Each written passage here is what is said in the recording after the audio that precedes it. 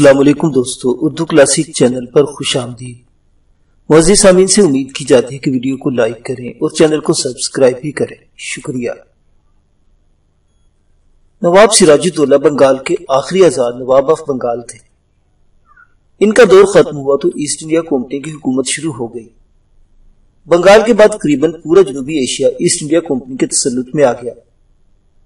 سراج ud-Daula April 1756 میں اپنے نانا کی وفات کے بعد نواب آف بنگال بنے۔ اس وقت ان کی عمر 23 برس تھی۔ سراج الدولہ سن 1733 میں پیدا ہوئے۔ ان کے والد کا نام زین الدین احمد خان اور والدہ کا نام امینہ بیگم تھا۔ جس دن سراج الدولہ پیدا ہوئے اسی دن ہی ان کے نانا کو بہار کا ڈپٹی گورنر بنا دیا گیا۔ سراج الدولہ کی پرورش نواب کے محل میں کی گئی اور یہی ان کی تعلیم کا بندوبست کیا گیا۔ ان کی تربیت ایسے کی گئی جس طرح نوابوں کی جاتی ہے۔ 1746 میں سراج الدولہ نے مرہٹوں کی سرکوبی کے لیے اپنے نانا علی وردی کے ساتھ فوجی مہموں میں حصہ لیا۔ سراج کو قسمت کا دھنی قرار دیا گیا۔ نانا کے دل میں سراج کے لیے بہت محبت تھی۔ مئی سن 1752 میں علی وردی خان نے سراج کو اپنا جانشین مقرر کر دیا۔ علی وردی خان 10 اپریل سن 1756 کو 80 برس کی عمر میں انتقال کر گئے۔ سراج الدین کا نواب بننا ان کی خالہ مہر النساء بیگم کو ایک آنکھ نہ بھایا۔ اسی طرح میر جعفر اور ان کے کزن شوکت جنگ نے بھی سراج الدولہ کی نامزدگی کو پسند نہیں کیا۔ مہر النساء بیگم کے پاس بہت زیادہ دولت تھی۔ سراج الدولہ کو یہ خطرہ لاحق تھا کہ مہر النساء بیگم ان کی شدید مخالفت کریں گی، اس لیے سراج نے ان کی دولت چھین لی اور انہیں نظر بند کر دیا۔ اس کے علاوہ نواب سراج الدولہ نے حکومت کے اعلیٰ عہدیداران کو بھی تبدیل کر دیا۔ انہوں نے اپنے پسندیدہ لوگوں کو یہ عہدے دے دیے۔ انہوں نے میر مدن کو بخشی کا مقرر کر دیا۔ اس سے پہلے یہ عہدہ میر جعفر کے پاس تھا۔ اسی طرح انہوں نے موہن لال کو اپنے دیوان خانے کا پیشکار بنا دیا۔ موہن لال نے اپنے اثر و نفوذ کے ذریعے انتظامیہ کو قابو کر لیا۔ آخرکار سراج الدولہ نے شوکت جنگ سے بھی نجات حاصل کر لی۔ شوکت جنگ ایک تصادم میں مارا گیا۔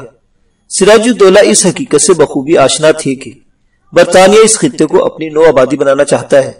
یہی وجہ تھی کہ انہوں نے بنگال میں برطانوی فوج کی موجودگی کو پسند نہیں کیا۔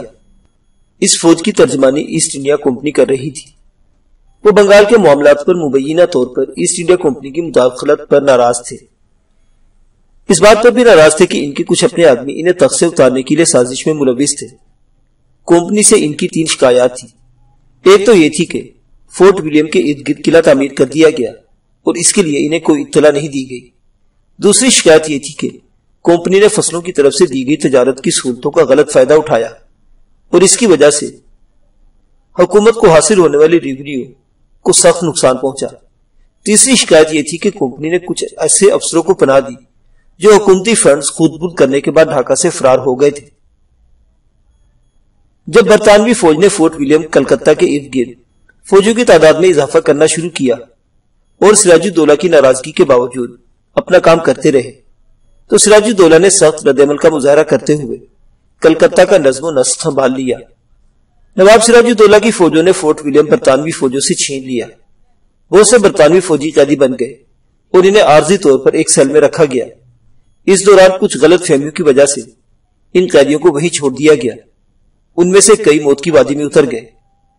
برطانیہ سرکار نے اس واقعے کی انکوائری کی اور سر ولیم میرٹ نے سراج الدولہ کو تمام الزامات سے بری الذمہ قرار دیا۔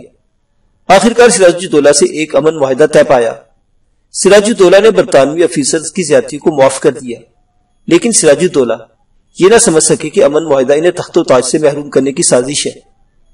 نواب سراج الدولہ کو علم ہوا کہ برطانوی فوجوں نے چندر نگر پر حملہ کر دیا۔ برطانیہ کے خلاف اس کی چھپی ہوئی نفرت پھر باہر آ گئی۔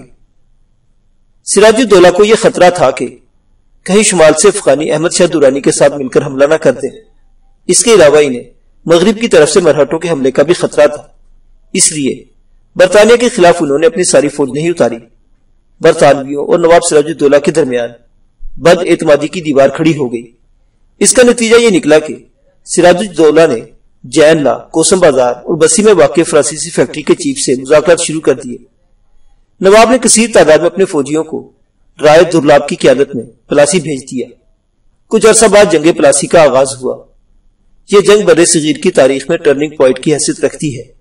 اس جنگ کے نتیجے نے برطانوی تسلط کے دروازے کھول دیے۔ جب سراج الدولہ نے کلکتہ فتح کر لیا تو برطانیہ نے مدراس سے تازہ دم فوجی دستے بھیج دیے تاکہ فورٹ ولیم قلعے کو دوبارہ حاصل کیا جا سکے۔ نواب سراج الدولہ پلاسی کے میدان میں برطانویوں سے ٹکرایا۔ 23 جون 1757 کو سراج الدولہ نے میر جعفر سے ملاقات کی کیونکہ اسے میر اردن کی اچانک شکست نے بہت دکھی کر دیا تھا۔ میر اردن نواب سراج الدولہ کے انتہائی قریب تھا۔ نواب نے میر جعفر سے مدد مانگی۔ میر جعفر نے نواب سے کہا کہ وہ اس دن کے لیے پسپائی اختیار کرے۔ نواب نے سنگین غلطی یہ کی کہ اس نے اپنی فوج کو لڑائی بند کرنے کا حکم دے دیا۔ نواب کے فوجی واپس اپنے کیمپوں میں جا رہے تھے۔ اس وقت رابرٹ کلائیو نے اپنے فوجیوں کے ساتھ حملہ کر دیا۔ یہ حملہ بالکل اچانک تھا۔ سراج الدولہ کی فوج بوکھلا گئی اور سارے فوجی بھاگ اٹھے۔ یہ وہ سازش تھی جس میں جگت سیٹھ، میر جعفر اور کرشن چندر شامل تھے۔ سراج الدولہ یہ لڑائی ہار گئے اور انہیں بھاگنا پڑا۔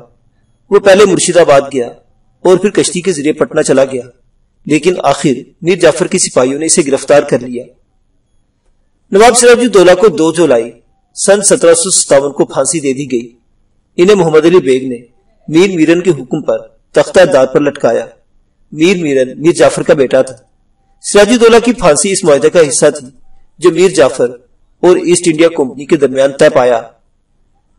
بہرحال نواب سراج الدولہ ایک حریت پسند تھے کیونکہ انہوں نے ہندوستان پر برطانوی راج کے آغاز کی نہ صرف مخالفت کی بلکہ عملی طور پر بھی مزاحمت کی۔